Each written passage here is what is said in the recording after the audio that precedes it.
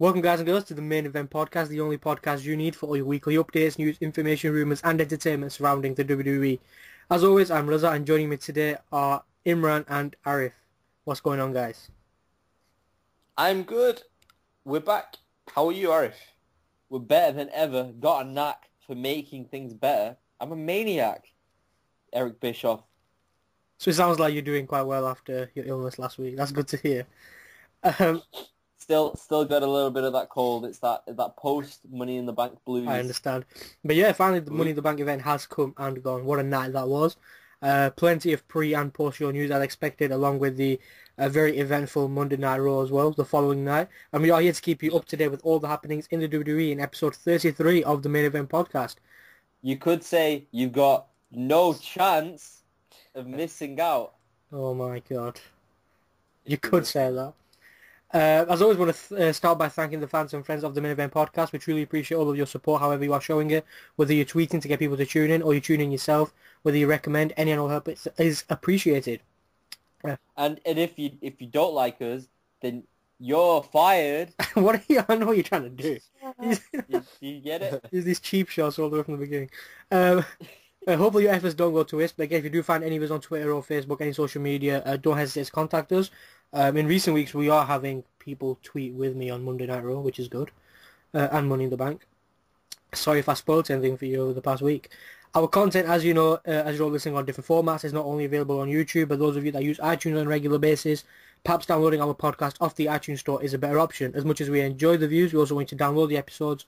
As well as that, you have BlackBerry users, if people still use that, the iPhone, Windows Phone, Stitcher.com.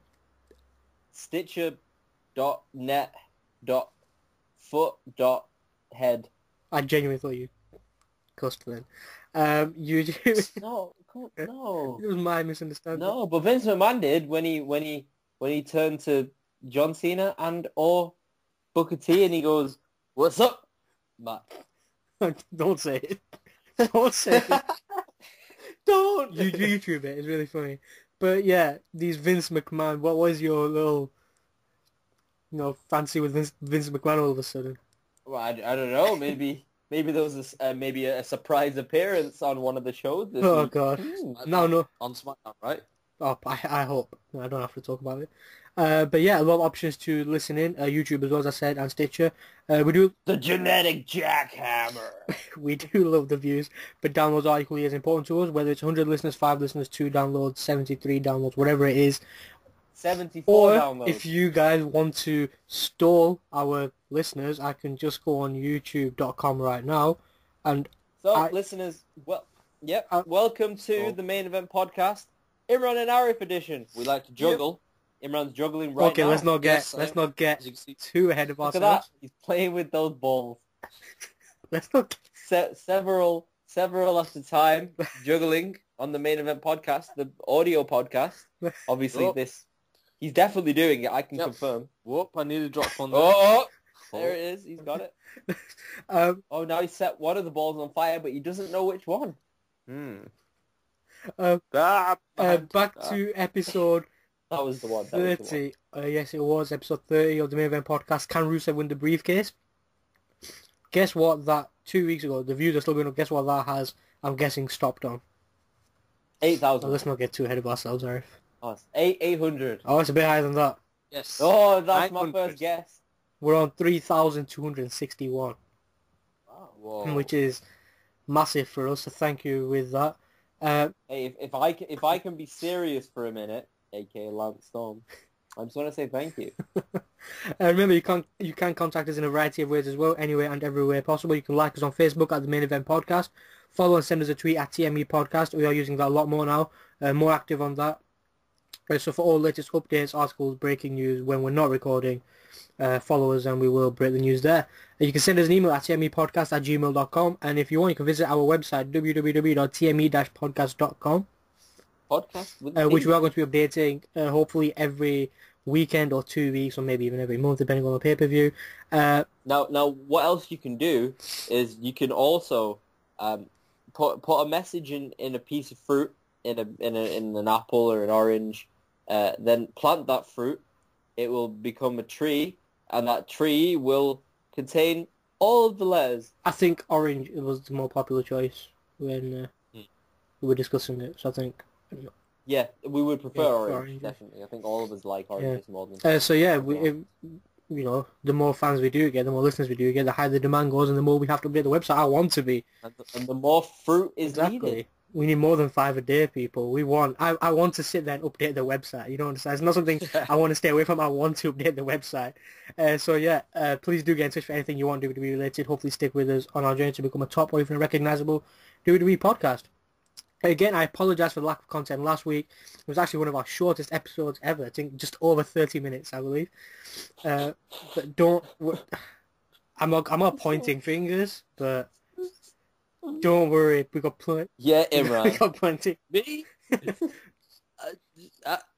I was on the show, I was just quiet. Yeah. But don't worry, plenty enough for today. We've got Arif back. We will squeeze all the entertainment we can out of him. Glad to see you both feeling better as well. Today we do have the reviews, news, discussions.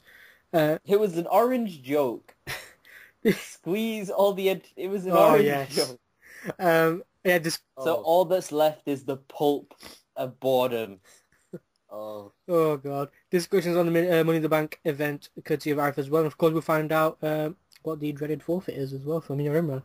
But to begin, let's get back to normality here with the best review of the worst wrestling show the WWE brings to us every single week, yet we still watch it because we are their puppets, and we probably will watch it for the rest of our lives because we don't know any better, but who really cares, because sometimes it's entertaining, but most of the time it's not. So thank you, Imran, for doing this for us, because you're the only reason we ever hear the word or to the word Smackdown is Imran with his weekly review of Friday Night Smackdown.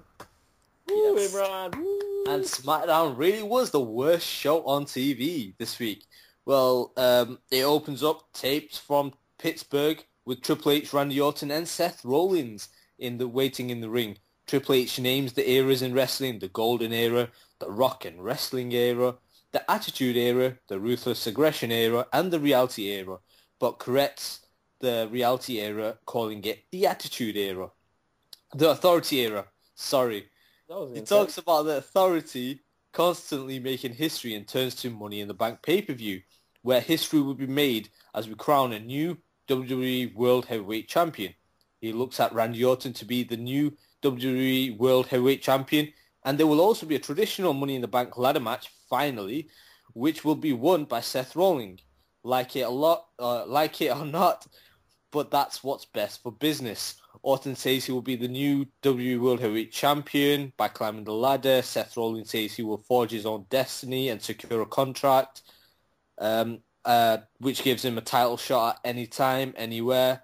He says in case things don't work out, then Hunter has a plan B, which gets Orton upset.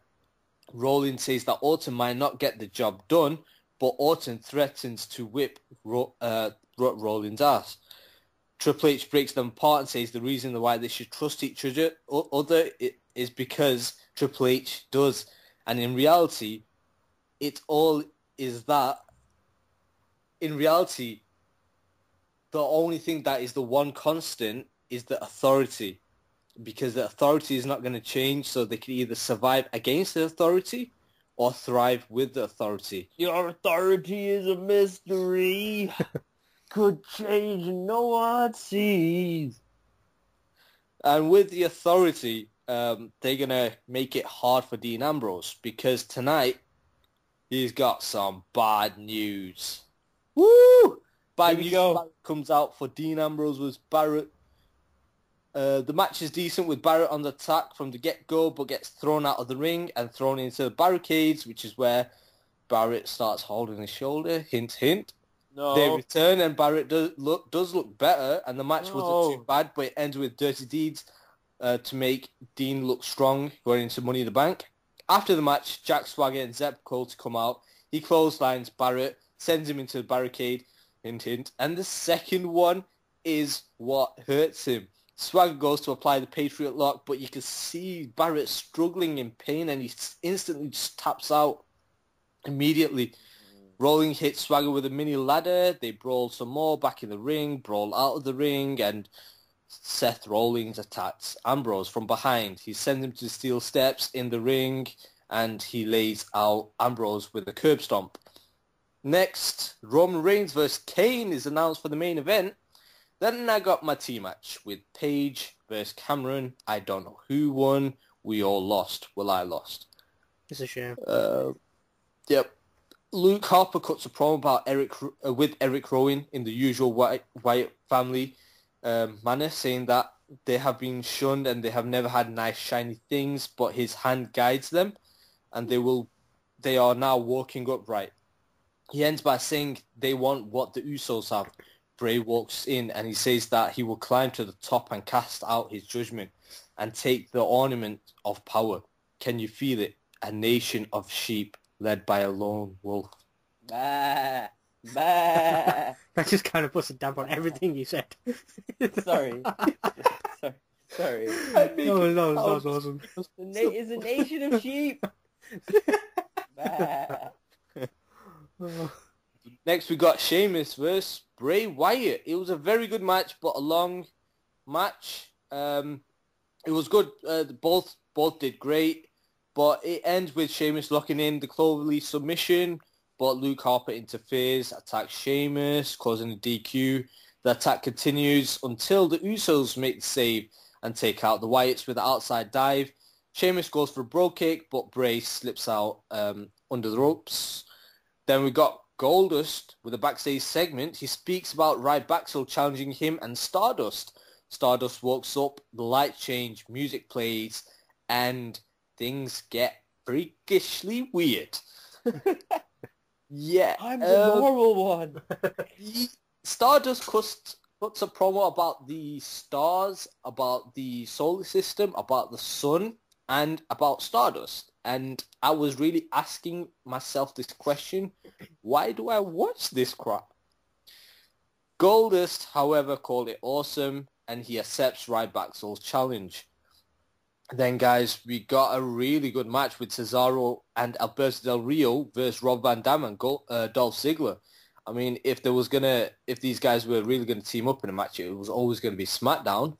But with Paul Heyman on commentary, it just made it really entertaining, really watchable. But it ends with Cesaro hitting a big-time upcut on Ziggler.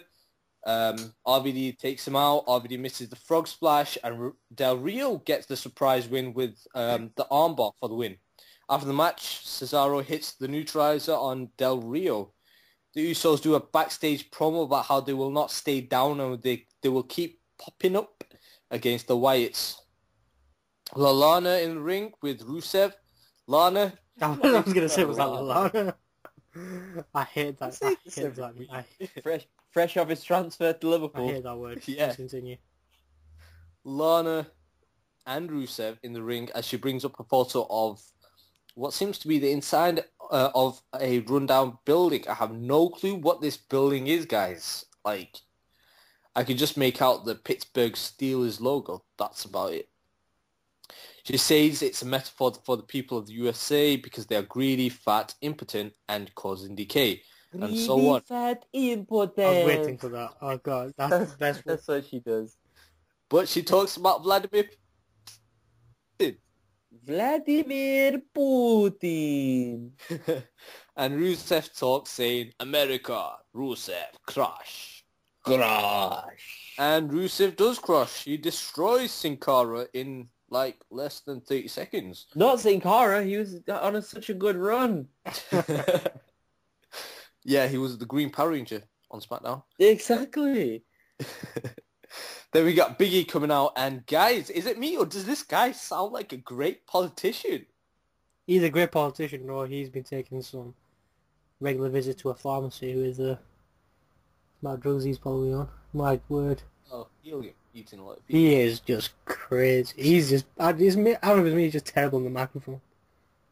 I don't know. He makes a great politician. Like, I was hyped up. He hyped up how great USA is, and I was following it. I was like, yeah. And Lana couldn't stop laughing, but I couldn't stop laughing either. I don't blame her. well, the two men squared off, Big E and Rusev, and Big E clotheslines Rusev. Rusev gets mad, but Lana sends him to the back. Main event time, guys, and it's Kane versus Roman Reigns. It was a good match, but Kane is stiff, as always. He tries his best, but guys, Roman Reigns has grown and can pace the match. He brings that needed flair to like main event matches, even if it's on SmackDown. It's not the greatest of matches, but good for SmackDown. It ends with Reigns with a drop kick on the apron, goes for the Superman punch and hits it. However, when he goes for a spear, Randy Orton comes out and attacks Reigns, causing a DQ. Orton gets speared. Kane chokeslams Reigns. Reigns brings in a ladder, sets it up for Orton to climb, who takes down the titles. Orton music plays as Reigns makes his comeback, blocks a punt kick, spears Orton, spears Kane, poses with the titles, and I'm like pumped up as hell for Money in the Bank. Money in the Bank. Yep. And guys, that was SmackDown. And I guess that leads us on quite nicely to the Money in the Bank pay-per-view. And Reza, what better place to start than on the pre-show? Right? Right. Let's get on with it. Michael Cole is in the ring and he invites Daniel Bryan to address the crowd. The neck braceless goat comes out to the ring to a nice pop as the fans chant, yes! Bryan jokes. He tries to hush the crowd, but receives a resounding no. So he lets them continue. Yes! Yes! Yes! Yes! Yes! Yes! Yes! However, Bryan is afraid he's got some bad news. Oh. The strength, unfortunately, isn't coming back into his arm, and doctors say that they are discussing the possibility of conducting another round of surgery. Bryan talks about wanting to wrestle, but brings up Cena, Orton, or Roman Reigns as possible winners of the WWE World Heavyweight Championship ladder match tonight. Big plaudits for Roman Reigns. Bryan mentions that he didn't even get told about being stripped of the championship when Bo Dallas interrupts, and I love the this. Inspirational. Bo says the inspirational Mago. Bo says that Bryan is not competing tonight, and that fact must be such a pain in the neck. But goes on to say that all Bryan has to do is Bo leave. D. Bryan responds by going down the childish route, however, saying that Bo is acting like a boner and that Bo should leave. Bo looks confused, but does indeed Bo leave, leaving Bryan to chant along with the fans before the pay-per-view starts. And we kick off the show with the WWE Tag Team title match. Like Harper, as I've written, apparently not Luke, and Eric Rowan versus the Usos. Oh, excuse me. Out come the tag team champions, the Usos, who do the usual haka dance before entering the ring. They're joined by the Wyatts, and it's new music number 1 for the night as Rowan and Harper come out to a tune that encompasses the recent history of the Wyatts rampage throughout the WWE. Good stuff. It's a decent match between the two, with a plethora of near falls, double chokeslam by the Wyatts on Jimmy, that gets broken up by Jay, and then Rowan throws Jimmy out of the ring, or Jay out of the ring, sorry, before being clocked by Harper. I wrote that down wrong. Rowan didn't get clocked by Harper, sorry.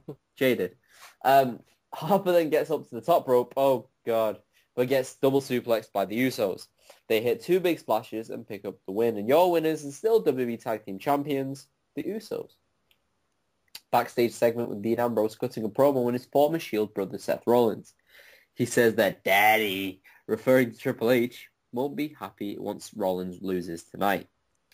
WWE Divas title match, Naomi versus Paige, and wow, Paige is hitting nowhere near her potential right now. Imran, Agreed. Why is Paige not doing that well? Is this what we're doing when an NXT style fails? We pin the blame on Imran.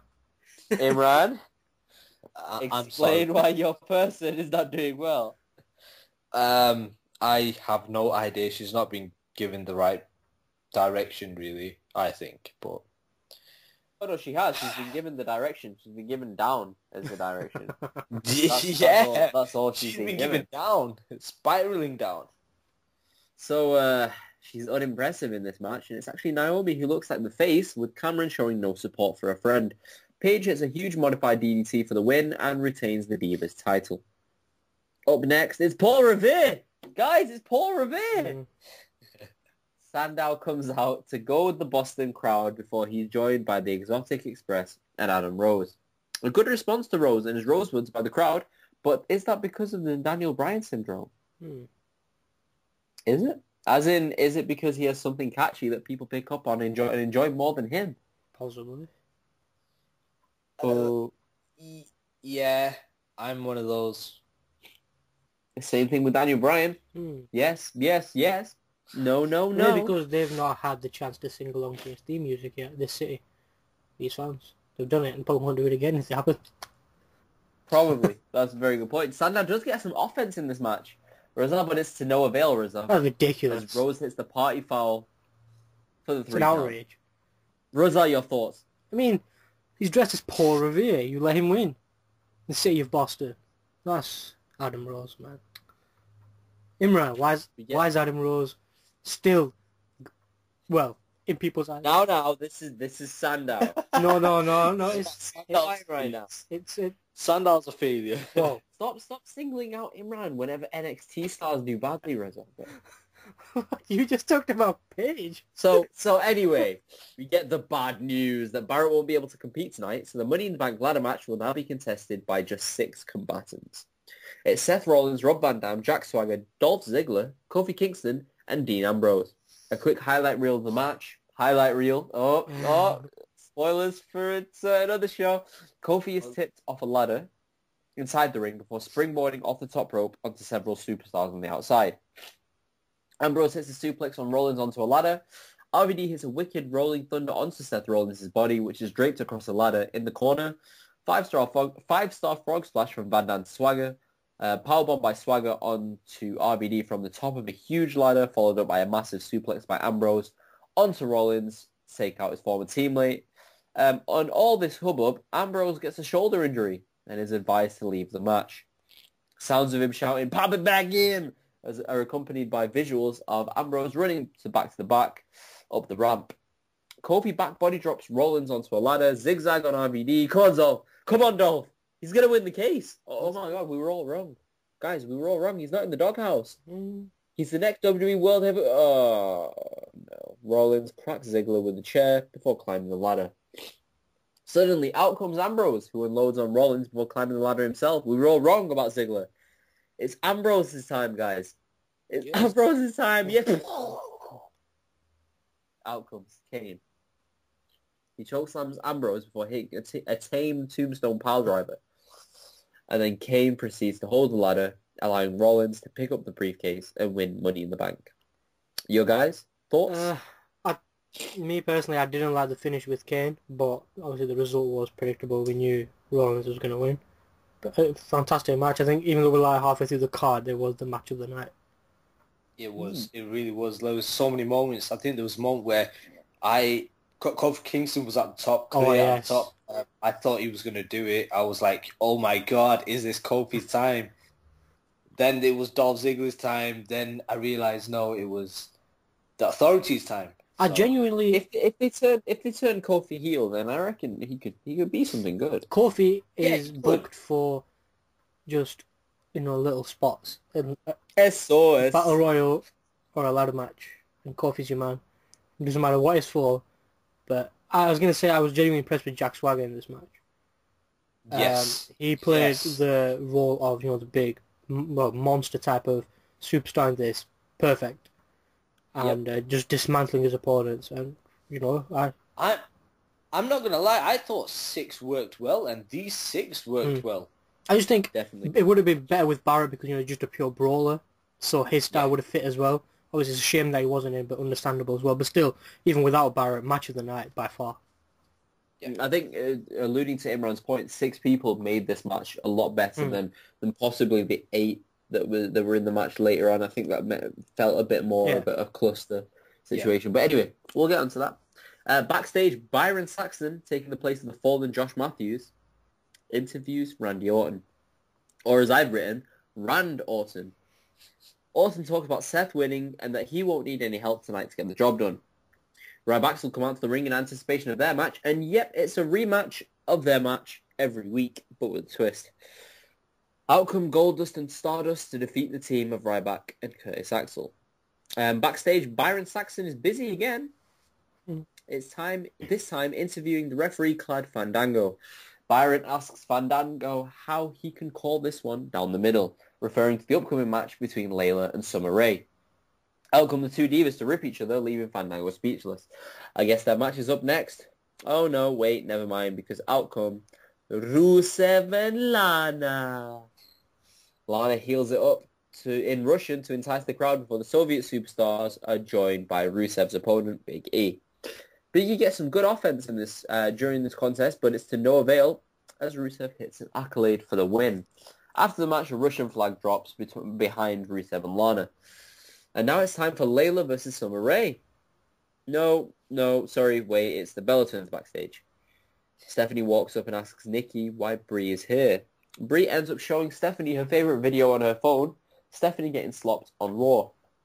And Stephanie has Brie escorted away by security. So here we go. The anticipation has been killing me. I'm so excited. Out comes Fandango. He's joined by Summer Rae before his music hits again and Layla comes out. Strange considering what happens later on. Oh, this could have been such a good match with teases towards Fandango and from both divas, but no. Instead, we get a lackluster contest with Layla picking up the win, and then her old Michelle McCool Layla music hits. You're not enough for me. Why was that? Was that a mistake or? But then they did it. They did it up afterwards. Fandango and Layla make out after the match as Summer looks on crying. And finally, guys, it's time for the main event. The Money in the Bank ladder match for the vacant WWE World Heavyweight Championship. Out come the Authority to take their place at ringside and provide facial expressions throughout the match. Del Rio, Bray Wyatt, Sheamus, Cesaro, John Cena, Randy Orton, Roman Reigns, and Kane all follow as the ring fills up. An interesting point, Cena gets a pretty negative reaction in his hometown. I don't know why that is. I'm not surprised. Yeah. Nah. You would have thought because it's Boston. And maybe he's from West Newbury. Same old crap. All superstars begin fighting, and Orton gets busted open early by a falling ladder, leading to him bleeding profusely. Doctors check on Orton as the rest of the wrestlers take each other out. Orton gets back up and sweeps Sheamus onto a draped ladder from the ring to the announcer's table. He then hits a huge DDT onto the Celtic Warrior. Inside the ring, Cesaro climbs the ladder structure with another ladder wedge in between, with Sheamus eventually back in on the other side. Reigns shows his strength and tips the ladder back, causing Cesaro to hang on for his dear life. For a 3-foot fall. Superman punch by Reigns onto Orton. Sheamus goes to the top rope but gets Superman punched back before going on a rampage and attacking the rest of the superstars around the ring, culminating with a spear on Cesaro on the outside. Great sequence. Cena and Reigns meet in the ring before Reigns hits a huge spear on Cena, much to the delight of the crowd. Orton comes back in and hits a backbreaker onto Roman Reigns, but Bray Wyatt's sister Abigail's Orton, much to the dismay of the Authority. Del Rio hits a super kick onto Wyatt, but gets brogue kicked by Sheamus, who in turn is uppercutted by Cesaro. Cesaro then hits a neutralizer onto his foe, but gets RKO'd by Orton. Orton and Reigns fight it out now, but Kane comes in to chokeslam Reigns from the ladder before holding it in place for Orton to climb. However, Cena runs in and hits a huge AA onto Kane before following up with an AA onto Orton, onto Kane, before climbing the ladder and retrieving the titles, making him the new WWE World Heavyweight Champion as Money in the Bank goes off air. Your opinions on this, guys? Right, the match itself, good. Really enjoyed it. Guys like Cesaro, Bray Wyatt. But the guy who did the least won. Even Randy Orton, who granted I'm not a huge fan of, he got busted open and he did so much. I mean, he had a crimson mask at the end of that match. Ric Flair, very much like Ric Flair. But yeah, for me, it was a good match, overshadowed by the earlier ladder match, so it didn't seem as special. I agree. And Cena winning just didn't really entice me. I think that's as the much. thing. But, We all knew it was going to be Cena, so that kind of took the feel out of it. But I think the main reason the first ladder match was better, obviously, a lot of people think it's because Kofi Kingston was a danger of winning it. Whereas in this match, the closest we came with Sheamus, we didn't really see Bray Wyatt. But Abazura came close a bit. Bray Wyatt didn't even come close to. Oh, one moment I did like was Cesaro and Yes, Sheamus hanging that was on, good. and I didn't understand why that happened, because surely the titles would just split and fall. That's what I thought, and I thought might happen with Cesaro. Yeah. But And then they become individual champions. Again, as Imran said, credit to Orton for finishing that match. I saw at the end just how quickly he had to roll over and pour water over his head as well. And doctors rushed to it. Oh, wow. Credit to him for finishing. Cena doing the least and wins. Roman Reigns, impressive. Del Rio, not so much. Bray Wyatt, I understand with what happened on the next night, so he didn't need to look at danger. Sheamus was good. But yeah, it was a good match. Yeah. Opinions on the pay-per-view, guys? Out of 5 stars? Out of 5, I would give it like a 3.5, 4. Like, I enjoyed it, don't get me wrong. I miss blood so much and want to play it back. But Albeit accidentally. Yeah. But like, let's be honest, Cena won. I've seen that for so many times in the last 10 years. I wasn't looking forward to Raw. I wasn't excited. It put a damper on Raw for me. So now, Reza? I thought you were gonna forget me there. I was gonna be quite upset. I was just gonna go into the next segment. Which is wrong with me. I'm swinging towards a 3.5, mainly because it was a predictable card, and matches were good. Some like Layla, Summer Rae, Big E, Rusev, I didn't enjoy. They were just time for this Paige and Naomi as well. The rest of the matches were pretty good, but again, as I said, predictable. Main event shouldn't be predictable, but it was. But yeah, 3.5 seems suitable because they did pull off the matches quite well. The card itself. Yeah, I agree. And now, it's of my understanding that last week a forfeit was made, and so a forfeit we shall honour. After numerous calculations and logarithmic mumbo-jumbo maths talk, multiplication, calculator maths, numbers maths, I have concluded that your winner, drum roll please,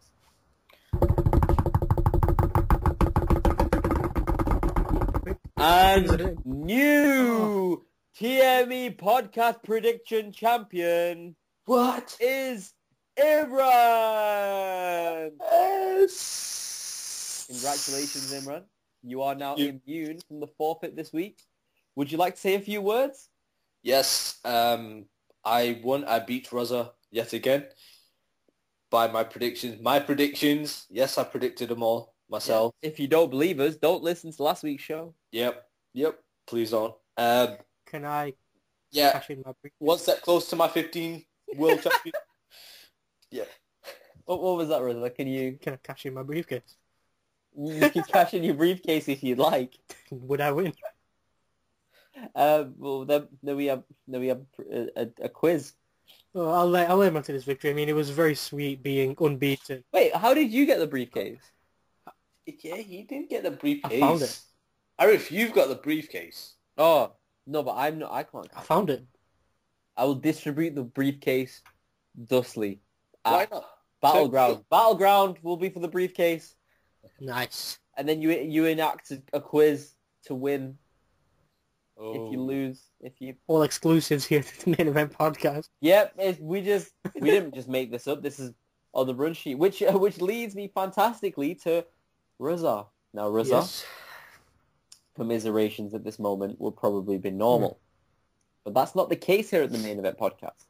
No, instead we like to celebrate, and what better way to celebrate, and what better fact to celebrate than John Cena capturing his unprecedented 15th heavyweight title. That's right. To celebrate the legacy of John Cena, let me remind you of a little-known film that you have to review. Oh. It's a film that Cena starred in, making him a box office hit throughout the world. That film showed his ability to act and take the center stage, and that's why, Reza, for this film's forfeit, and for this week's forfeit, you will be reviewing The Marine 2. So we're moving from John Cena to Ted DiBiase. Well, I didn't say you were reviewing his film. I just said I wanted to remind you of John Cena's acting debut, as they say. Oh, and also you have to review a King of the Mountain match of your choice. Woohoo! So we're bringing in Impact Wrestling. TNA Impact. TNA! Mike Tenay's back! The good old days. Mike Tenay. Reza, you have to review King of the Mountain. I need commentary. So Let me get this straight. It's the Marine 2 and King of the Mountain, or I choose between the Marine 2? No, it's definitely both. Okay. Oh, yeah, okay. It's Why did I definitely- think it's otherwise? not- There I'm not was surprised. never going to be a discussion. I'll take that. I mean, obviously, after a clean sweep at Payback, it's probably back down to reality, isn't it? But, Yeah, Russell, have you ever watched TNA before? His favorite wrestler is Bobby Roode, of course. Bobby Roode is Bobby Roode, Bobby. TNA. I Sorry. have not That's not Bobby Roode. That's James. willingly. Oh, sorry. I don't think I've willingly watched like a show of TNA. I might have seen a match here or there. Oh well, you don't have to watch the entire show. Don't worry. I know the entire match itself will suffice because it will be. Indeed. Arif, you can make him watch the entire show if you No, that's want. just- Oh, it's so That's tempting. pushing it. It's so The tempting. time constraints. The return of the six-sided ring as well. Yes. The Oh return of the my six god. side. Oh. But yeah, you heard it. I've lost my TME predicting championship to Imran. I'm the new Photos Jemmy. of the title on the website live right now. Yes. But after that sad news, we move on to Monday Night Raw. The XL Center in Hartford, Connecticut is playing host as we begin the show with the arrival of Triple H and Stephanie. And before I continue, Ari, will you kindly be my sound effects guy whenever necessary? Of course. The authorities start and Stephanie says she was born in the city of Hartford. Good to know. She said that she knows everyone feels really privileged and that they are here tonight to celebrate last night, which was in fact Money in the Bank. It started with Daniel Bryan announced... She's not got a briefcase with her though, which is weird. I took that. That's what the briefcase I was... Ah. Yeah. Of course. It started last night with Daniel Bryan announcing that it's going to take longer for him to come back, which is unfortunate. And she then hypes up Seth Rollins for winning the Money in the Bank briefcase last night. Triple H said that Seth is the future of the WWE and mentioned the championship match from last night called Cena, an A-plus player, before introducing John Cena as he makes his way to the ring. John Cena starts by saying that when Daniel Bryan gets back, he's going to get his title opportunity that he deserves, and Stephanie asks how many people are gamers. Are you a gamer, Arif? I'm a gamer. Gamer? Right. Imran, are you a gamer? I am a gamer. Stephanie tells Cena that he is going to be on the cover. I am a gamer. I know. On the cover of the new WWE 2K15 video game, as they then Your time is up, my unveiled the time is cover down. of the game. And obviously Arif is singing because Stephanie decided to dance to his music. Can't see me, my time is now. Cena says thanks, and it's an honor to be on the cover of the game. He says the authority are being way too nice, way too quickly. He says when he won the title last night, their facial expressions were very different. Stephanie says that they were concerned for Orton. Cena agrees and said that Orton, Rollins and Kane are in their back pocket. Cena says that they can't control him and the champ is here. Triple H starts mocking Cena's former rapper. Kill, homie. Yo, man, slow down, homie. That was awesome. I know we in your hometown, but you need to stop dropping your I R's. specifically text Imran during that bit saying, did you just see Triple H destroy John Cena there? I had to go over and Oh, watch word. it again for the next day. It was really Triple H good. says that he has no problem with Cena and never has. Triple H says that it doesn't bother him that he's the champion as long as he carries the title with respect, and says it can be taken away as fast as he got it. So chill, homie. Then he tells him that things can be done the easy way or the hard way around here. Cena says, as always, he will do them the hard way. Triple H said that he would be disappointed if he said anything else. Like that. I like that a lot. Battleground. Triple H said that at Battleground, Cena will defend the WWE World Heavyweight Championship in a fatal four-way match. Cena then asks the question, which everybody will know the answer to, who is in the match. Triple H said that two of the guys, or two who will face tonight, that being Kane and Randy Orton. He says that he will have a partner tonight and he will be the fourth man in the match. That man Oh, Del Rio? is Another heel? not Del Rio. Cesaro? Nope. No, that man is Roman Reigns. Whoa. Cena says that if he wins that Battleground, What? that means he earned it. As in, I don't understand why Triple H would just stick Roman Reigns in there when he clearly dislikes him. Yeah. But yes, Cena says that if he wins that Battleground, that means he earned it. He says that if he loses, it would be as bad as having to swim in a pool full of crap. He says it over and over again while looking at Stephanie. Cena then leaves the ring and Triple H grabs a microphone and said that if Cena survives that Battleground, there is always a plan B. Cue Seth Rollins as he walks out holding the Money in the Bank briefcase, Rollins makes his way to the ring as Cena walks to the back. Rollins stands in the ring celebrating with Triple H and Stephanie as he in action next. I like that. As Seth Rollins came out looking as Cena's equal. I don't think he even looked at him first. A bit of a reminder as well. But yeah, as in, there's always a plan B. But is as real plan B. Stay tuned for the news. So Seth Rollins is in the ring as he takes on RVD. Very good opening match. Very entertaining. Solid work by both men. As expected. But we knew the inevitable was going to happen with the outcome. Towards the end, Rollins connected with the Dragon Screw on RVD while he's hung up in the ropes. Rollins hits the ropes and connects with the curb stomp for the 3 count. Your winner in the opening match, Seth Rollins. I love that finisher. Yeah. It's so I think good. it's the build-up itself, the power bomb into the corner, and then, when I first saw it, it looked, okay, this isn't something interesting, but with the way he just dragged his foot into the mat, it looks really cool. Oh, it's so good. It's innovative as well. I've never really seen it before. I think only a handful of people can pull that off, even though it looks simple, but to make it look that good, only a handful of people can do it. After the match, Lover Girl is in the ring as she's interviewing Seth Rollins. Seth calls himself Mr. Money in the Bank and should be introduced as that. Rollins said that this isn't arrogance if you can back it up. And then he steals Renee because she's going out with Dean Ambrose. No? He doesn't steal her. Is that your theory of the week? That's it. In their inevitable match, the winner gets Renee and the briefcase. He's Seth Rollins. He says the WWE Universe is... Dean Ambrose. Who will I pick? That was like Renee Young and Lana merged in one. Oh, sorry. I don't know where Lana came from. I'm getting ready for that. He says the WWE Universe is bitter and that he was right and they were wrong. He says that the contract is his golden ticket. Rollins is then cut off by Dean Ambrose. Ambrose says that they aren't over by a long shot. He says that Rollins' plan A failed and it took Kane for him to lose. He says he isn't upset because it might be more fun this way. He says anytime Rollins tries to cash in his briefcase, he will be there to haunt him. He says that isn't a contract inside that briefcase, it's TNT. Anytime he tries to cash it in, it will blow up in his face. He better believe that. Brilliant. And it's a shame because he said this and then I forgot it. I thought it was really good. I wasn't forgettable at all, really, for me. I completely forgot that was the case. Back on Raw, we are joined by Rusev and Lana. They made their way to the ring. Lana has a microphone in hand. Arif has his microphone in hand. Lana said that Rusev's last opponent was a failure. Rusev's last opponent was failure. The USA is used to a failure, though. And that... The USA is used to failure, though. She says that's woven in their culture as loud USA chants by the WWE Universe begin. It is woven into your culture as loud USA chants. Lana mocks them and tells them to shut up. Shut up! She said that people teach their children that it's not about winning and losing, but about participation.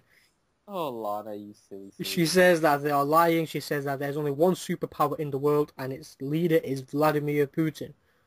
She said that nobody can stop the onslaught of Russia or Rusev, and asks who is America's next failure.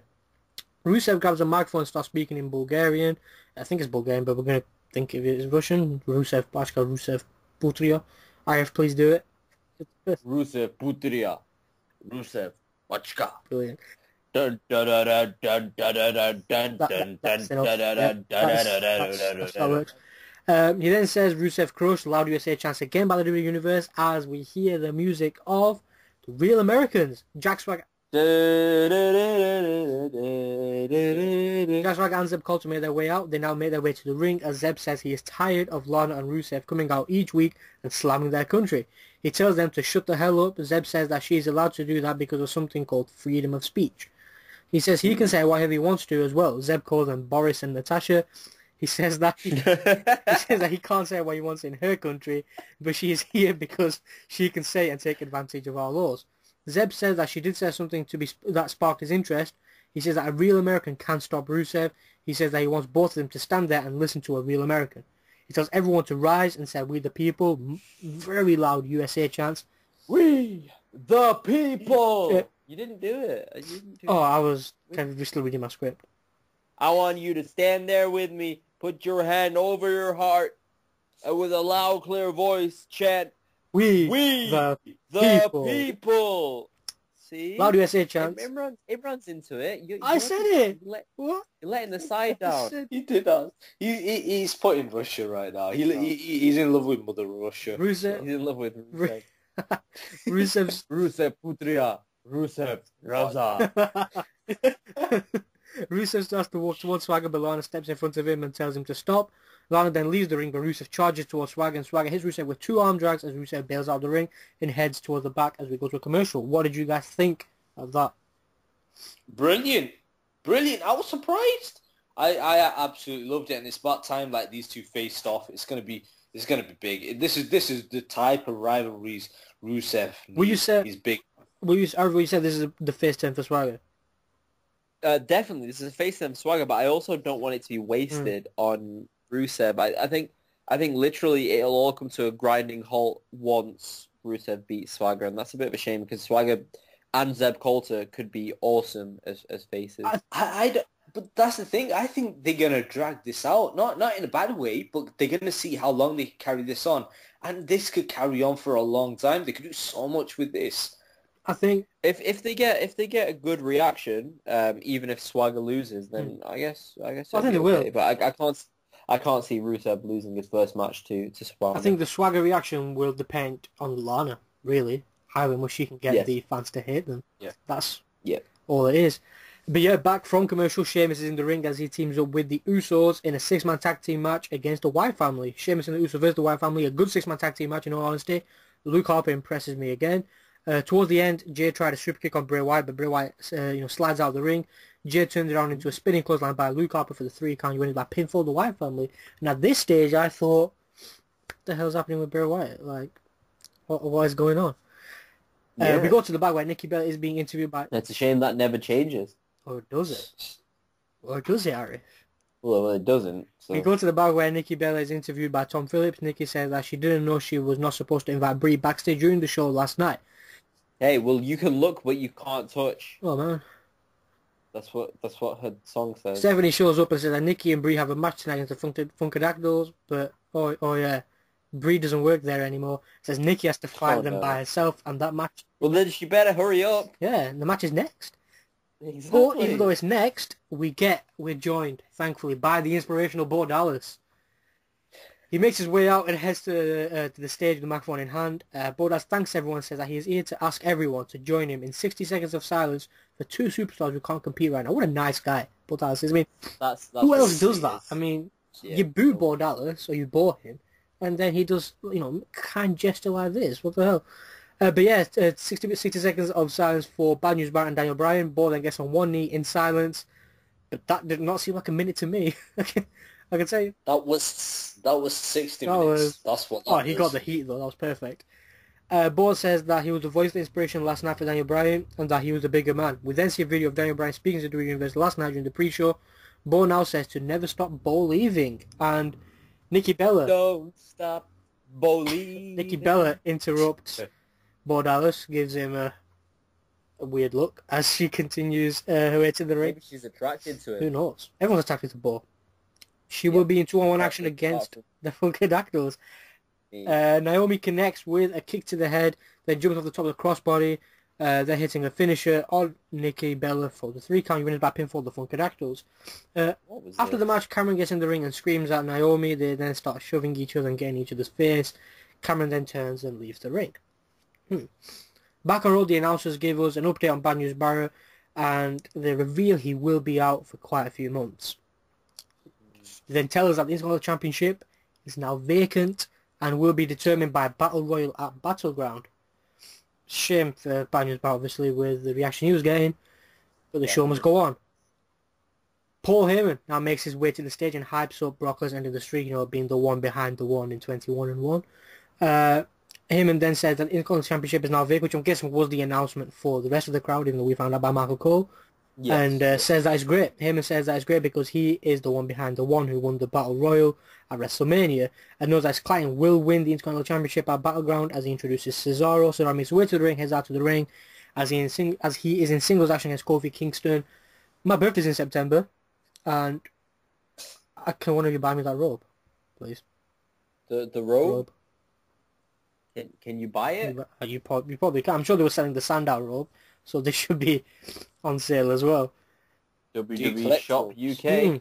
It's gonna have a look. While you do that, Cesaro versus Kofi Kingston, a very odd match. I think it was odd because as before a commercial break, Cesaro caught Kofi in the corner, hits a big European uppercut to the back of the head.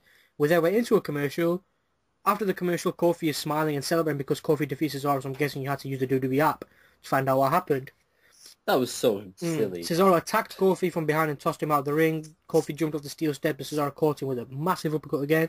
He tossed Kofi over the announcer table, picked Kofi up and tossed him into the crowd. The best thing here was poor Heyman just relaxing on the chair as he just watched all of this unfold.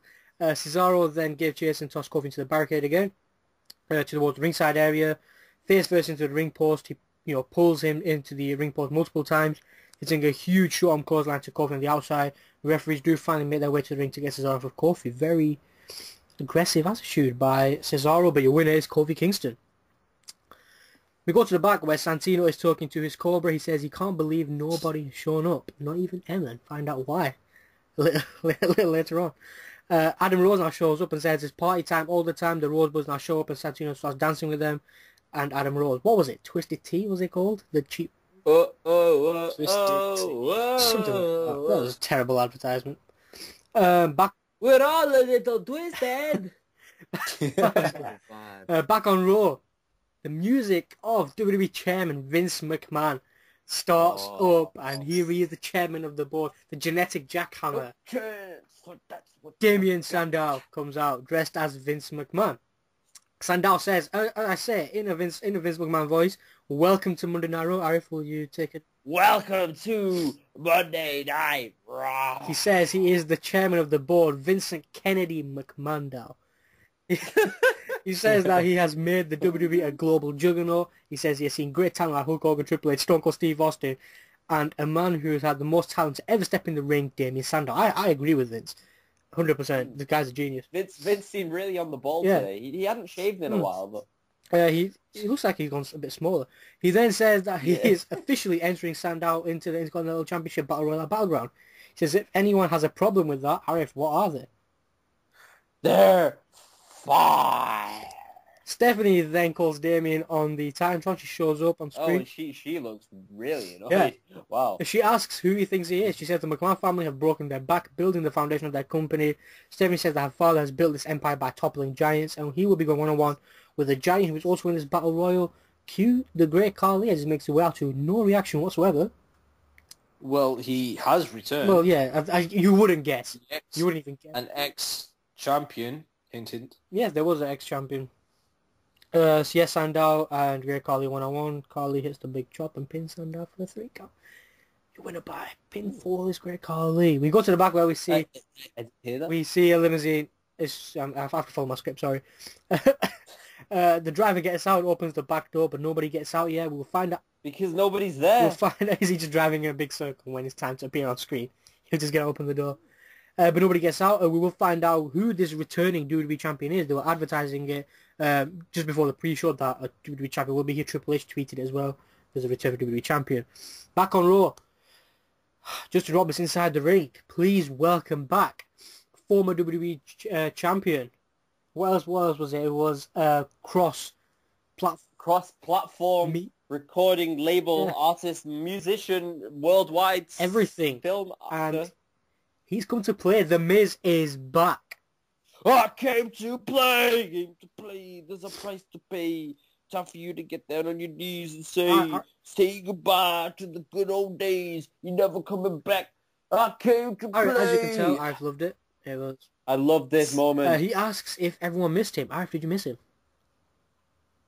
Of course I missed him. He says the former champion and multimedia superstar is him. He says he was tempted to stay in Hollywood because he was begged by agents to stay there. Yeah, very believable. They said he was better than the WWE. The agents told him that he would be Hollywood's biggest star, but he is back because of us, the WWE Universe. He says, unlike Hollywood, who actually appreciate him, the WWE Universe doesn't appreciate him and reminds everyone that everyone is wrong. They've always been wrong. He is the A-lister that can do everything, and he won't leave until he is headlining WrestleMania again. He says he isn't going to leave until everyone is on their knees begging him not to go. The Miz is then cut off by the music of... break the wall down, break down the It's wall. never been more appropriate. I know what you got, you want. It's what you want. Chris Jericho, flashing jacket. Baby, you know I do this. He's laughing as well. He's never been more appropriate. Because What I got is not what I need. He's Chris crying. Jericho, back in the WWE. He's crying. Step in the arena and break the wall. The Miz asks Chris. Break the wall The down. Miz asks Chris Jericho if he has something to say, or is he here to give him a Lifetime Achievement Award? Miz asks Jericho how dare he ruin his moment, disrespect him, he's a movie star. Jericho then cuts him off, well, he tells him, I'm the Marine, damn it. And then Jericho cuts him off with a code breaker. Jericho grabs a microphone and says, damn. Can I do this bit? Can I do this Yeah, bit? Jericho grabs a microphone and says, damn, that felt... And he says, welcome to Raw is... Jericho is cut off by the music of the Wyatt family. Wyatt family have Jericho surrounded in the ring. Oh. Wow. Wow. Wow. Did I not say, in fact, not we, did I not say this? Jericho versus Bray Wyatt. You might have. I don't recall that conversation. When we were discussing the possible feuds. Oh, yeah. Possible feuds. Yes. The Wyatt family, yes, but I think you're right, yeah. The Wyatt... Bray Wyatt versus Chris Jericho, because Jericho could lose to Bray and it would mean nothing to Jericho, but it would mean everything to Bray. Well, we've had that on NXT, but... He also lost to Fandango at WrestleMania. Hey? The Wyatt family attacked Chris Jericho as Rowan and Harper connect with massive stomps and right hands to Jericho in the corner. Rowan hits a big splash and Harper connects with a massive big boot. Bray now grabs Jericho, kisses him on his forehead, connects with the sister Abigail as he pulls over Jericho and tells everyone to follow the buzzards. It's clear why Jericho's back, and it's clear why Bray Wyatt has been doing nothing for the past few weeks, but that's all forgotten. That's because awesome. Get on this roller coaster now, because this should be quite entertaining. That there is a reason to watch Raw every single week. Back on Raw, Fandango and Layla are in the ring as Dolph Ziggler makes his way out. Ziggler and Fandango will be going one-on-one. Ziggler, towards the end, which the match was, I don't even know. Ziggler pounds on Fandango, connects with 10 punches, followed by a neck breaker. Summer Rae now shows up and gets in the ring, walks over to Ziggler. She's staring at Fandango and plants a kiss on him. Ziggler then grabs her and plants a kiss on her as well. So as Summer climbs out the ring, Fandango asks her what she's doing. Ziggler connects with the zigzag from behind and gets a 3 count. You win it by pinfall, Dolph Ziggler. Right, Baxel versus Goldust and Stardust, which is a repeat of the Money in the Bank match, which was a repeat of Smackdown. Which was a repeat of about a month ago when Stardust was... Spoilers! The only thing I like about this is Ryback when he's going for the meat hook clothesline and then talks to the audience. Feed me more. I still got it. But he missed both of them. I love that. Yeah, towards the end, Stardust hit a springboard elbow followed by a big DDT. Ryback in the ring. Stardust hits the disaster clothesline. Axel tries to attack Stardust, but Stardust hits his finish and pins for the 3 count. He wins by pinfall again. Goldust and Stardust. Back on Raw, we are joined by WWE Divas champion Paige. She makes Imran. Why is Paige? No, I'm joking. She makes her way to the ring as Paige grabs a microphone. No, it's okay. You can blame him, right? We'll wait till the end of the segment. For the NXT phase. She's apart from Bo Dallas, he's an inspiration to us all. Rusev, where's my credit there? Yeah, but Forever Rusev is a big E. That's true. That's very true. And an Adam Rose. She says she is a woman of a few words and usually she lets her actions speak for her, but she knows there are some people who think she shouldn't be champion. No reaction whatsoever. She said that she feels like she's proven herself over the past 3 months. She says that she's here to stay, but Paige is cut off by the music of... Start it up, party, Yes. party, party tonight. Start it up, and then start it when the night is sky. Start it The up. returning AJ Lee. So many rumours about her being out for the year due to pregnancy and stuff, but yeah, glad to see she is back. She skips her way to the ring. AJ said that she just wanted to come out here and say Paige is right. AJ says that Paige is right and that she did something what no woman almost a year couldn't do. She proved her wrong.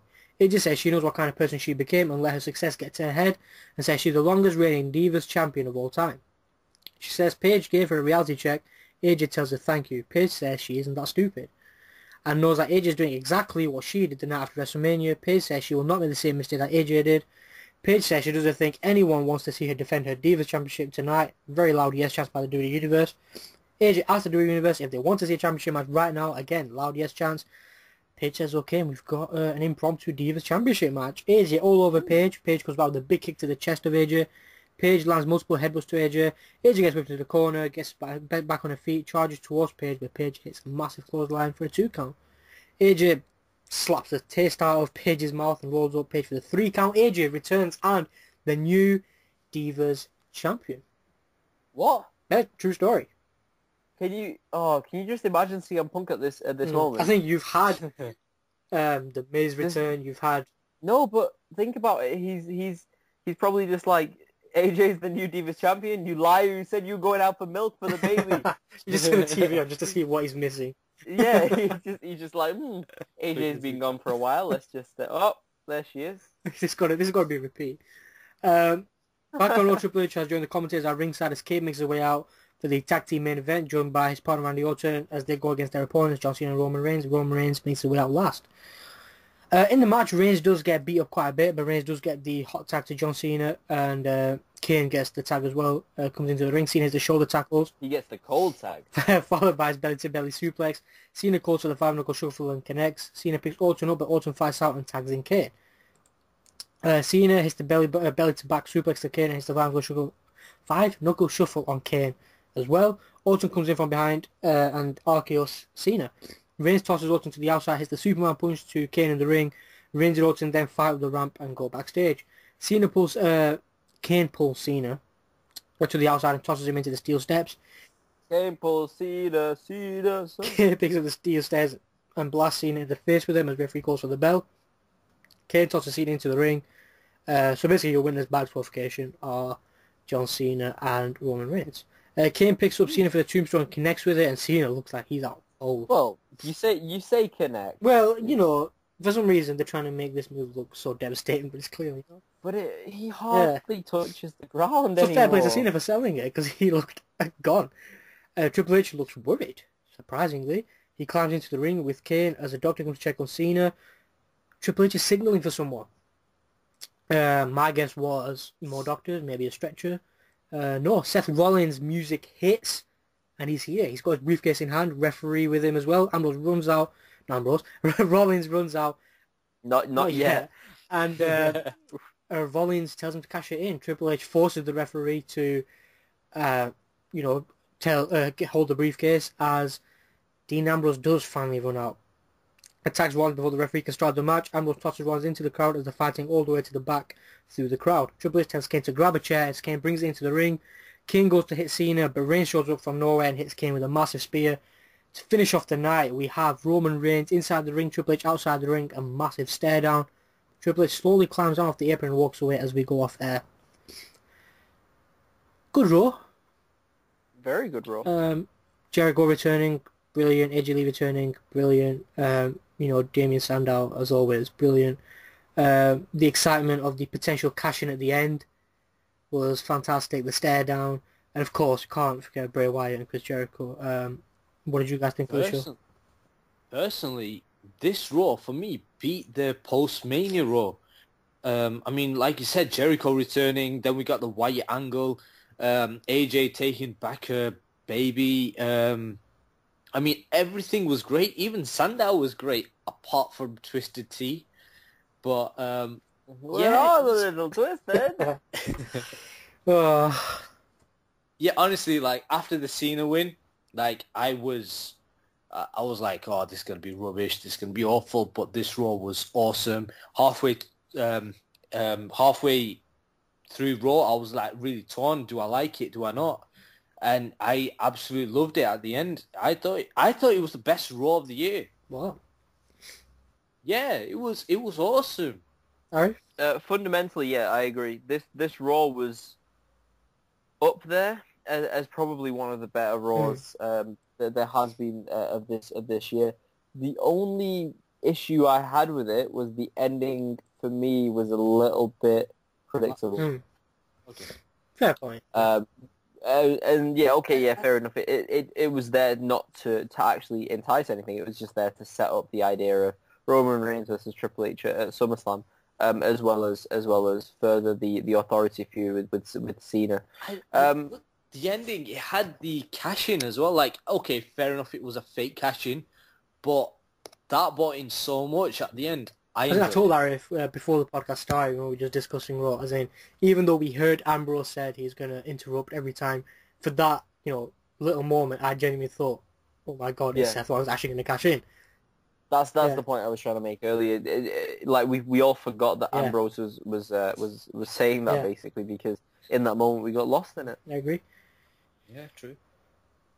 And I guess it's only fair, because we have been talking about Damien Sandow so much on Raw that there's a dramatic return of my theory of the week. And guys, I know what you're all thinking. Oh, Money in the Bank is finished. There's no way that Arif's theory could be true with Damien Sandow really holding the briefcase. But no, I say, there is still a chance. He captured the Money in the Bank briefcase on the 14th of July, 2003. And by my calculations, exactly 1 year from now will be the upcoming Raw in 2 weeks. Sandow as Sandow will come and win the WWE World Heavyweight Championship. There's always a plan C for Sandow. Trust me, you have no idea how much I want that to happen. Still got the fear. He is a future champion. It could happen. If not, Sandow for Interworld champion. Even though we know the C in that match will win it as well. Yep. The C for Sandow. Yes. If there's only one option, if you do agree with Arif, please let us know. If you don't, then don't bother. That's why we don't get so many emails, I guess. Maybe. But yeah, with that, I think it's time to move to the news. Guys, I'm not sure if you listened to the episode last week. Okay, this time if you agree, don't send in an email. There we go. If you don't agree, send in one. There we go. But yeah, I'm not sure if you guys listened to the podcast last week, or I was by myself again. What? Imran was there. Yeah, but he didn't talk, so I thought I was by myself. But he was just, the creepy stalker in the shadows. He was one of those. So I didn't. He was still there, keeping but yeah, shadows. I decided to go about the news. I like Sting. I decided to go. I don't think I got Sting news today, if I'm being quite honest. Oh, no. Decided to go about the news in a different direction. Usually when I read out the news, it's really long-winded because there's 7 or 8 days of just packed news together. I gather news from episode to episode. This time, what we decided to do is just picking and choosing certain news pieces from the beginning of the week, or just main headlines and what's relevant. So hopefully everyone is still awake by the time it finishes. That's the key. That's what I'm trying to achieve in this segment. After getting banged up at Sunday's Money in the Bank pay-per-view, Randy Orton went under concussion testing on Monday afternoon. Orton then was cleared to rest after being tested, as he worked on Monday, but that obviously was quite a late decision. According to sources, CM Punk's current WWE contract expires in mid-July. Ketchup, mayonnaise. Yes. According to sources. CM Punk's contract is set to expire mid-July. I think that date is July 17th, but obviously it can't be confirmed. No word on if WWE will make an official announcement on his departure, but remember, it can still be renewed for a further year, whether or not they want him there. As confirmed on Raw, John Cena was revealed as the cover star for WWE 2K15, which will be available on the next-gen consoles as well. Me and Mum were discussing this as much as we didn't want Cena on the cover. It looks really good. I think this is the first time they did a special photo shoot for WWE cover. The cover looks really nice. So which makes it even more funny, because Cena apparently didn't realise. He didn't? As in, there's videos on YouTube showing him going under the photo shoot. And so, yeah. That's so silly. Yeah, but I guess obviously it doesn't make sense. 2K15, Cena being 15-time world champion, we should have seen that coming.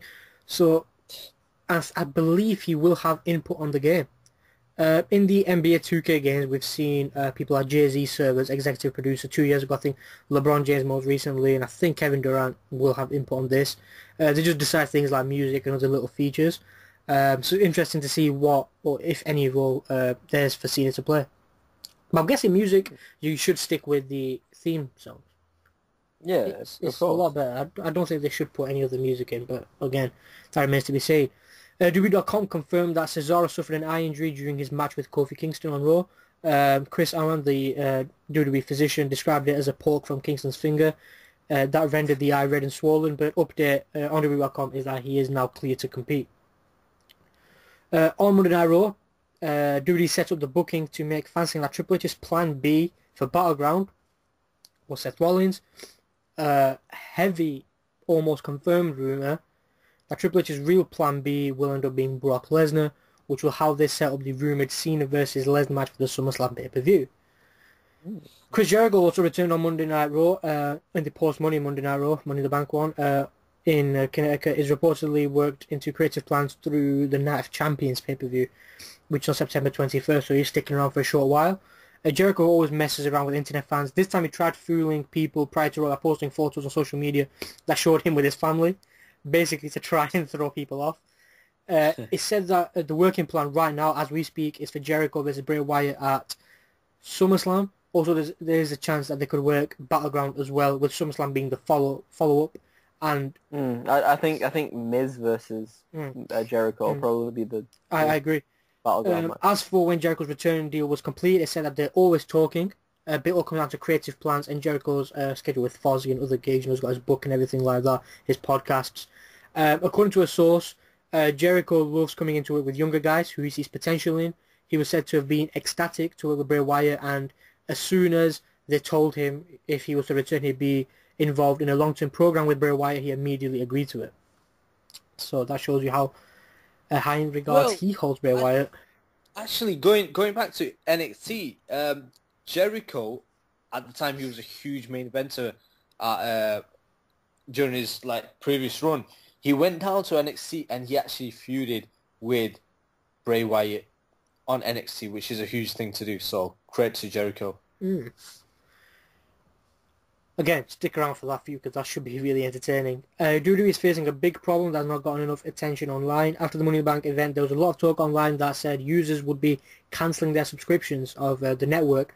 As soon as John Cena won, I think a study from Google said that a lot of people were typing in how to cancel the WWE Network subscription because they were unhappy with the outcome of the main event. WWE promotes the network as being $9.99 with a 6-month commitment, which I believe, in theory, you are locked in for 6 months. They shouldn't be able to cancel before then.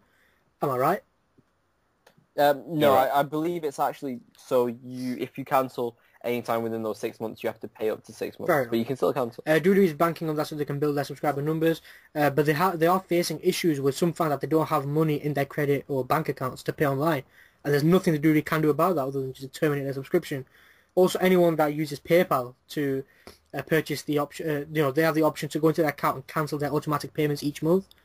If WWE wants to keep people from cancelling them, they're going to have to do more with the network. Honestly, I feel the $9.99 or £6 is what we're paying in the UK is worth it because there is a lot of old stuff which everyone likes. People are still saying online that there's not enough on there, but there's a lot of stuff replayed over and over, which understandably can't have new content every single day. But then this is what I don't understand because obviously pay-per-views themselves were $15 at least. Exactly. So what is it now? We have to pay $15.95 even for a pay-per-view which might be really bad. Yeah. And if you pay the £6 or $9.99, you get every single pay-per-view. You get the post-show, you get the pre-show, you get all these features. So I don't understand why they're complaining. But people are wondering, the main thing right now is Monday Night Wars. That was advertised for the summer. It's not on there yet. I do know that the Monday Night Wars is scheduled to start on September, which will be in the Thursday night 8 p.m. time slot in their time. I don't know what time it'll be here. According to Puroresu Spirit, I have no idea what the hell that word is, WWE Japan has sent out a press release announcing that WWE will be holding a public contract signing during the July 12th live show at the Mishima Arena in Osaka, Japan. It's the worst kept secret of WWE right now. Kenta will be signing with the WWE, the former pro wrestling Nova star. But Kenzo Suzuki. This is the first official mention of WWE. The first update on that is that Hulk Hogan has been advertised to appear, so he will be flying out to Japan. Other WWE officials will take part on the live contract signing as well. I think this is the biggest thing since Sin Cara signed, but obviously that flopped. The latest update is an error from WWE Japan, which gives it all away that they've spoiled the planned signing of Kenta for fans who have any real computer internet skills. They've advertised it as a top Japanese superstar who will be signing his contract on July 12th. But if you go on the WWE Japan website and you click on you right-click the image of Hulk Hogan and a blacked out superstar, and you try saving that picture, the announcement graphic is Kenta teaser image.jpg. Wow. So Confirmed. Pretty much confirmed. Emma, real name Tenniel Dashwood, was arrested in Hartford, Connecticut, the site of Monday Night Raw, charged with theft. It's rumoured that she tried to steal an iPod case from Hartford Walmart. That hasn't been confirmed. That's the item she tried to steal, but it's clear that she stole something, which is why she missed Raw. Her mugshot is also online if you're interested in seeing that. Following Monday's WWE Raw broadcast, the updated Battleground pay-per-view card is Fatal 4 with the WWE Championship, John Cena defending the title against Orton, Reigns and Kane. The Battle with Intercontinental Championship announced so far, Kofi Kingston, Cesaro, Damien Sandow, the Great Khali. Smackdown taping was last night if you listen to this on a Wednesday, so it's possible more names have been announced. Other rumoured matches for Battleground, we'll see AJ Lee vs Paige for the Divas Championship. Could see Jack Swagger versus Rusev. Bray Wyatt vs Jericho, as I said, is just a rumour. According to a new report, the top 4 matches currently set for SummerSlam: Stephanie McMahon versus Brie Bella, John Cena versus Brock Lesnar for the WWE World Heavyweight Championship, Chris Jericho versus Bray Wyatt, and Roman Reigns versus Randy Orton, which means Triple H will be a Night of Champions because of the network, and that's the time people will want to renew. But yeah, that show is August 17th, Los Angeles, California, Staples Center, as always.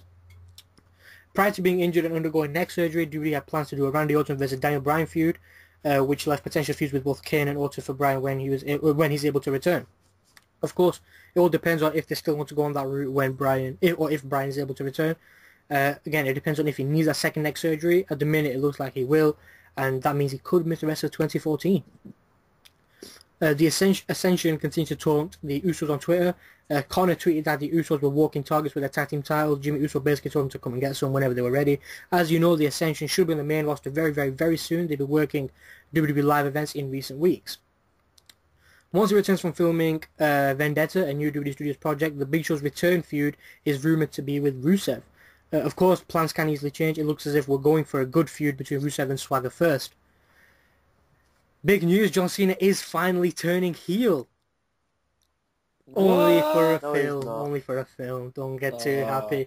Deadline reports that Cena is set to play a villainous role in The Nest, which will star Tina Fey, Amy Poehler, Jason Moore from Pitch Perfect is directing the film. The Nest stars Fey and Poehler as two estranged sisters who decide to throw a last party at their house, which their parents are about to sell. While Cena's character details haven't officially been announced yet, the site says it will be a villainous turn, and make note that this will be the first time ever in his history playing a bad guy, if you want to forget the heel John Cena, which is what the WWE, Doctor of which is what we're supposed to forget. Is he a gangster? I have no idea, but yeah, this is the first time in our minds, what the WWE wants us to believe, it's the first time he's been a heel in the ring or on the big screen in over 12 years. So, yeah, that film will be released on December 18, 2015, which means Cena will be facing off with Star Wars. Good luck with that, my friend. That is all the news I have for you today. Thank you for listening. If you do have some news, then please let us know. We will research and mention it. And for more breaking news on the go, visit at TME Podcast on Twitter. Hit the follow button for all updates as it breaks. Thank you for listening. And I guess it's perfect timing now, because I guess we have a couple of discussion topics that I'd like to bring up to both of you. And especially the first one is something that really stood out to me on Raw. Imran, I have a question for you. Yep. Is AJ Lee pregnant?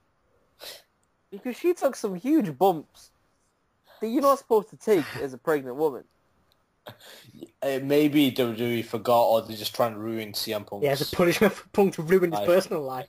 That's so Ruin bad. his spawn. Wow. Yeah.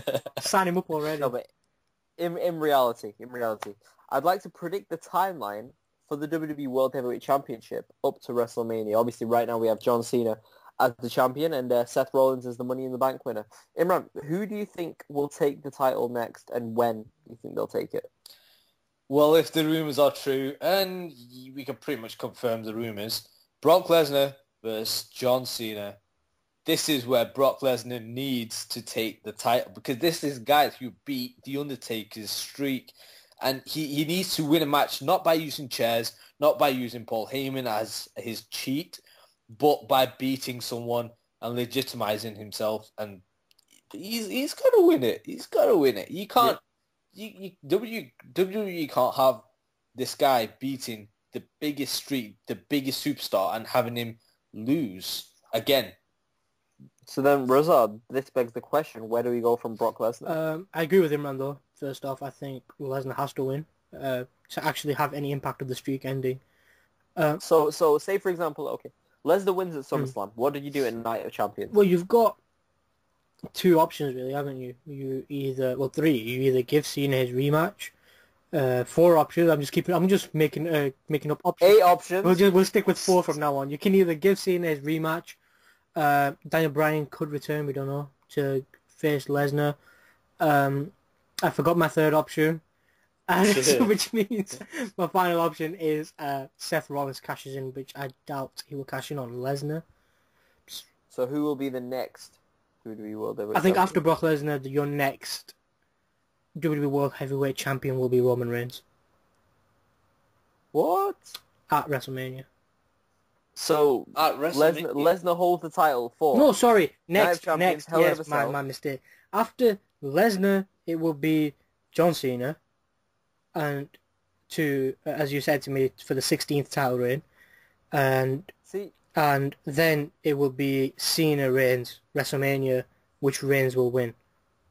See, this is the problem I have, because I think right now you've got to have Cena losing to Lesnar. You can't have Lesnar winning. Sorry, you can't have Lesnar losing at all.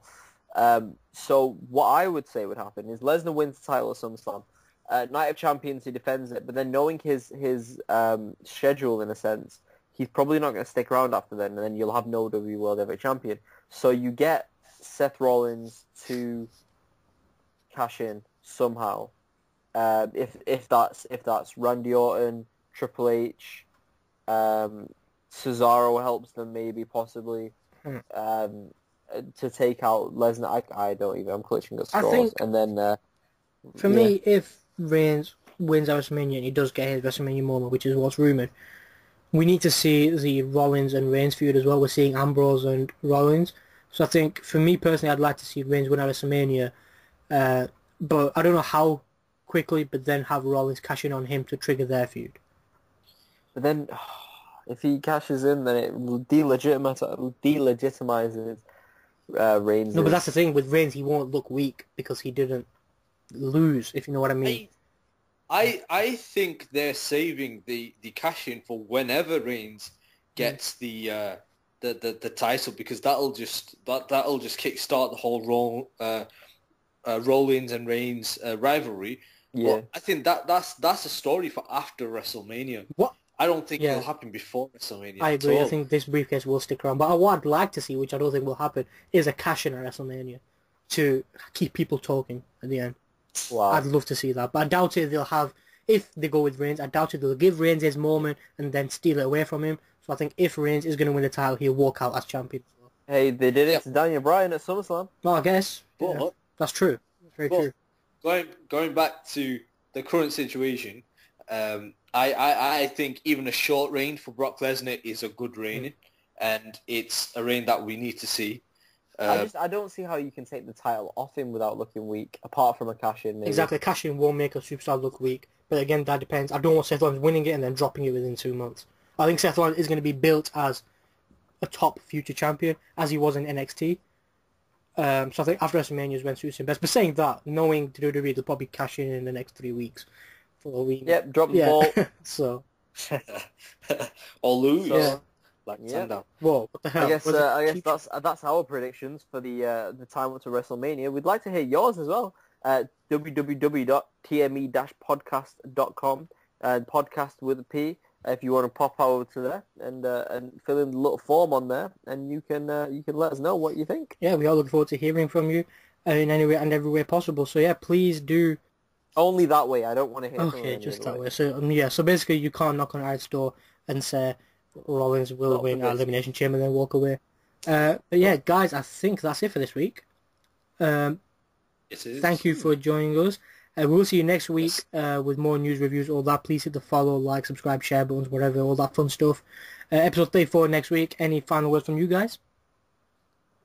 Yep, please join in for next week where Raza will do the forfeit. Boo. That Arif, is not to be... Arif, any last words from you? I'm not going out on a sour note where I have to review. I'm looking forward to the Marine 2 and the King of the Mountain match. Well, as you can tell on this sad note of the main event podcast, that is all from us here. We hope you enjoy Money in the Bank and Monday Night Raw, and we will see you next week. Thanks for listening. Hashtag Sandow for president.